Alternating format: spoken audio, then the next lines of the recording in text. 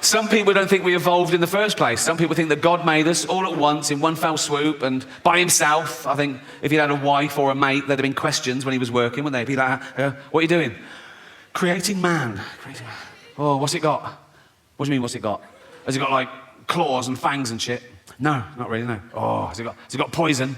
No, no poison. Oh, has it got armour, like spikes and shit? No, no armour. How will it survive?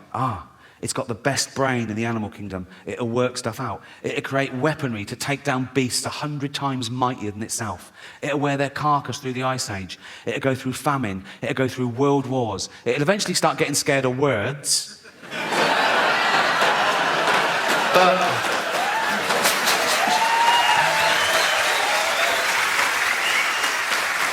for 10,000 generations, it'll be top dog. Oh. What are they? His testicles. What are they for? He keeps everything in there. His seed, his DNA. What's DNA? It's like a blueprint for life. It determines what you're like, what sex you are. How many sexes are there? 2.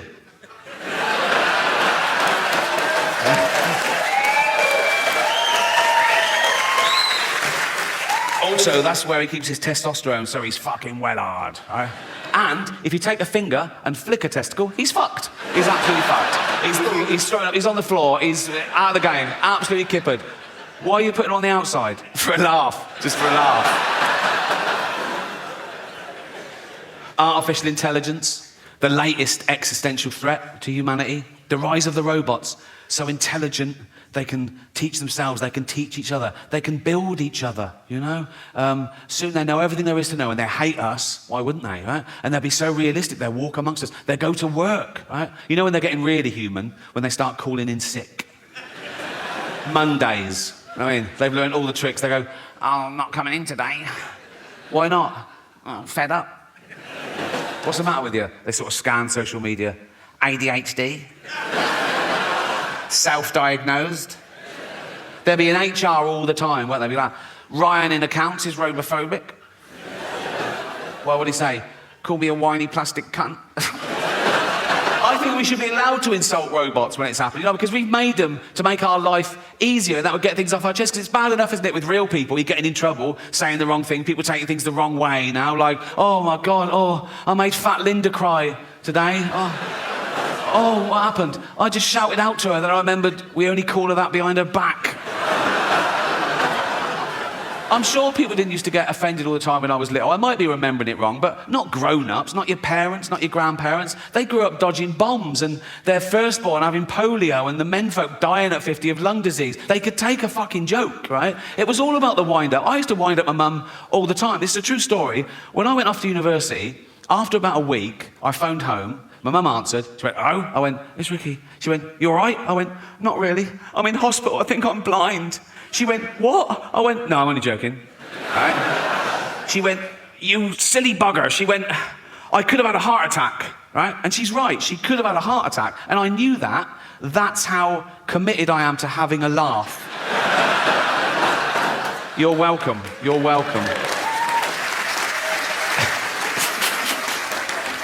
Space travel, the last-ditch attempt. When we fuck this planet completely, can we leave its dying husk and move to a new one and start again? I don't think so. Not in my lifetime. Probably not in yours. You know, it's like the closest one, the only one viable, is Mars, and that's 9 months away on a rocket. Right? It's got no atmosphere, an average temperature of minus 70 degrees. How's this for irony? Scientists are working out whether they can detonate nuclear warheads in the crust to release the frozen water to cause an atmosphere and get a little bit of global warming going. I mean, I don't know. It's only billionaires have got enough money to waste on exploration. There's nothing out there, you know. It's like, now you can do space tourism. Have you heard of that? You can pay $150,000. They shoot you into space for an hour, and you float around going, I'm in space. I mean, we're already in space. Earth is right in the fucking middle of space, right? It's the best bit of space there is. It's got car parks and cinemas. It's like, there's nothing else to see. It's like living in London and going, I wonder what Coventry's like. You don't...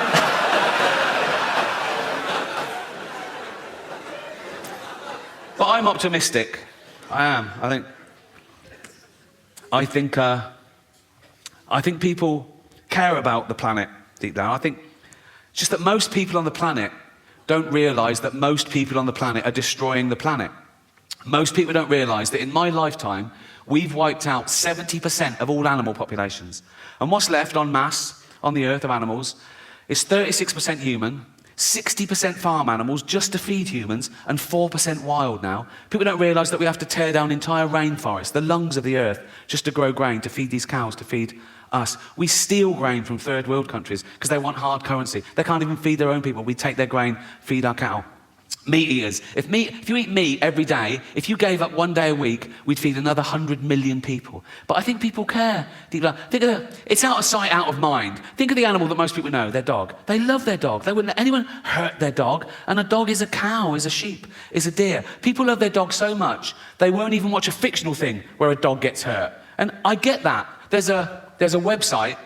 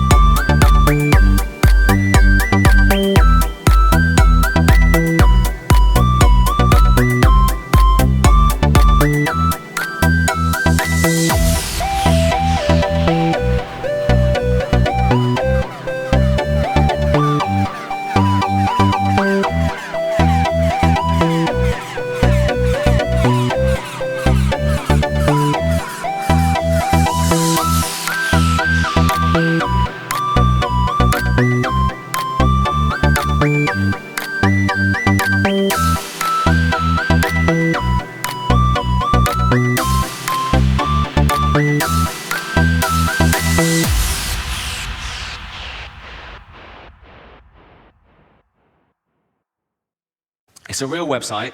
It's called doesthedogdie.com, right? And it was set up because people would watch a film or a program with a dog in it, and something would happen to the dog, and they'd turn it off. It would ruin it for them. It would ruin their day, right? So this website was set up. You could go to it, you could put in any film or TV show and ask, does a dog die? And someone would answer you, no, or whatever. And it's become a thing for anyone's phobias. Anything you don't want to see in a film, you just look up the film and they answer your question, right? So I looked up one film on here, Schindler's List.